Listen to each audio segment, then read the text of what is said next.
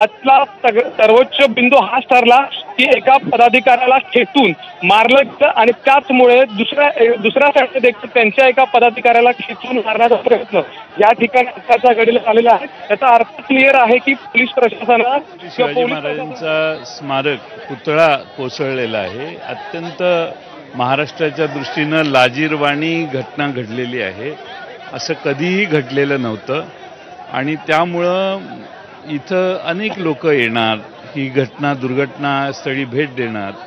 आता इथल्या स्थानिक लोकांनी किती अतिरेक करायचा हे स्थानिकांनी ठरवलं पाहिजे। मला वाटत नाही की अशा स्वरूपाची भूमिका कोणी घ्यावी आणि दोन्ही लोकांनी याच्यात सामंजस्य स्वीकारलं पाहिजे। आता एक ग्रुप ते नारायण राणे आणि त्यांचे सगळे सहकारी पुतळा बघून बाहेर चाललेले, आम्ही आत ऑलरेडी गेलेलो होतो। त्यानंतर काही बाचाबाची झाली। आता थोडंसं सामंजस्य घेऊन याच्यातनं मार्ग निघाला पाहिजे।